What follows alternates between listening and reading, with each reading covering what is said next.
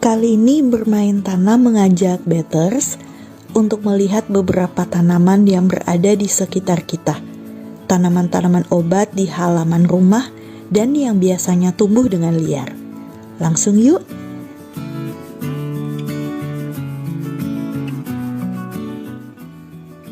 Pertama, ini adalah Calipa indica L.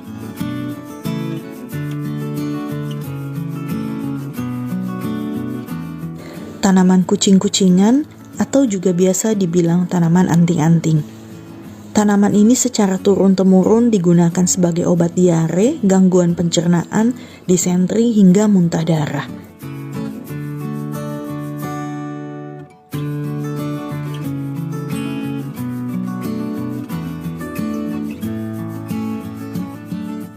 Akarnya digunakan untuk menurunkan kadar asam urat yang tinggi dan tanaman obat ini banyak di halaman rumah.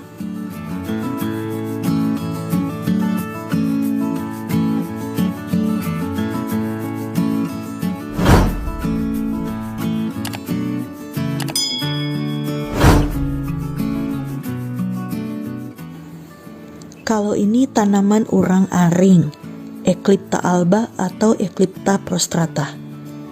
Tanaman yang biasa menjadi gulma ini bukan hanya digunakan sebagai penghitam rambut.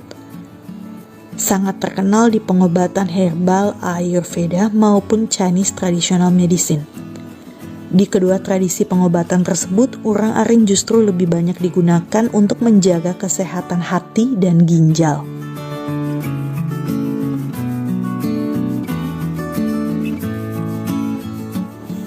Dosis yang tinggi bahkan bisa menjadi painkiller yang mengalahkan kemampuan aspirin dengan efek samping yang jauh lebih rendah.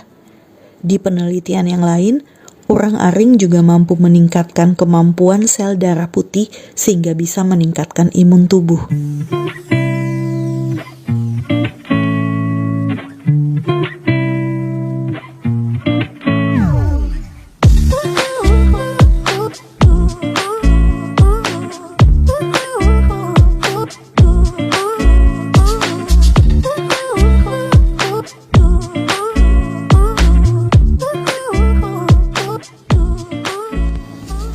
Peperomia pellucida, sirih Cina atau ketumpang air. Tanaman yang biasanya di halaman ini bisa mencegah hipertensi dan juga menurunkan kadar gula darah. Penelitian juga menunjukkan sirih Cina bisa menurunkan kadar kolesterol jahat dalam darah dan meningkatkan kadar kolesterol baik, sehingga dipercaya bisa menurunkan resiko serangan jantung.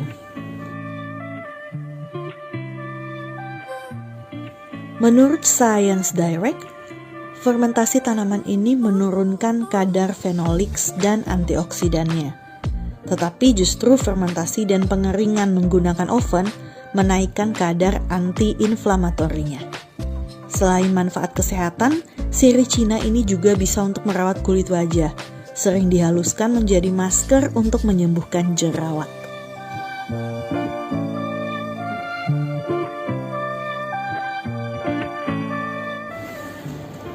Kalau yang ini namanya rumput Israel, Asistasia gengetica.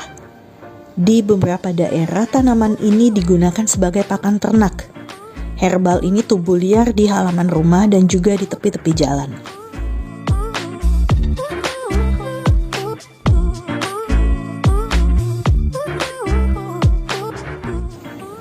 Akarnya digunakan untuk mengobati gigitan ular. Kalau di Nigeria, daunnya digunakan untuk menangani asma. Di India, digunakan untuk menangani epilepsi. Dan di Indonesia, sering dicampur dengan jeruk dan bawang merah untuk menyembuhkan batuk kering dan iritasi tenggorokan.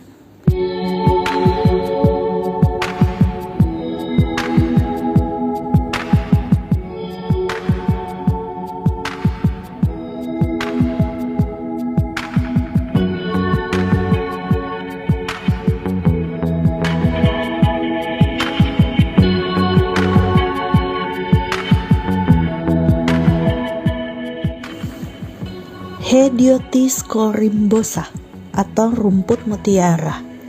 Tanaman ini sejak dulu digunakan untuk menyembuhkan demam dan biasa dikonsumsi selesai melahirkan, serta bisa digunakan sebagai obat kanker.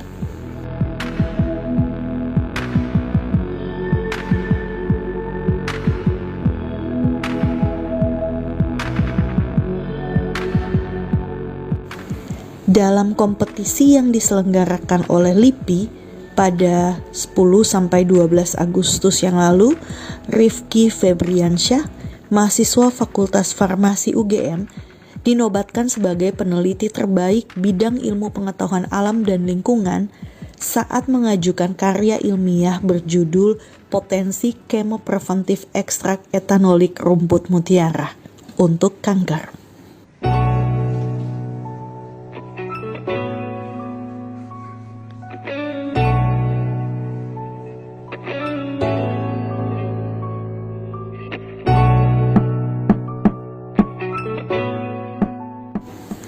Kalau ini Mimosa pudica atau putri malu. Tanaman ini mempunyai segudang manfaat. Di dunia pertanian, akar putri malu ini disebut-sebut sebagai tanaman yang akarnya berkoloni dengan banyak bakteri baik yang menguntungkan tanaman seperti Bacillus sp, Pseudomonas sp, dan Actinomycetes.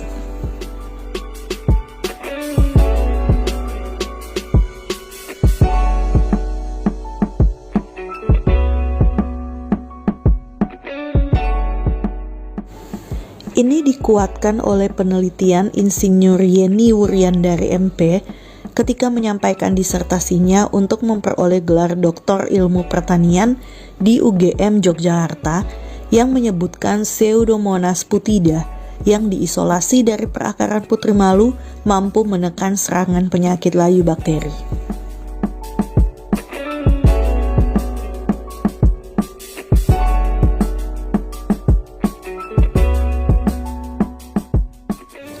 Akar putri malu juga sekarang malah banyak dijual di lapak online karena efek pengobatannya. Sangat efektif mengobati vertigo, sering juga digunakan sebagai obat kuat, dan dipercaya bisa membantu sebagai obat gagal ginjal. Akar putri malu juga sekarang malah banyak dijual di lapak online karena efek pengobatannya. Sangat efektif mengobati vertigo, sering juga digunakan sebagai obat kuat, dan dipercaya bisa membantu sebagai obat gagal ginjal.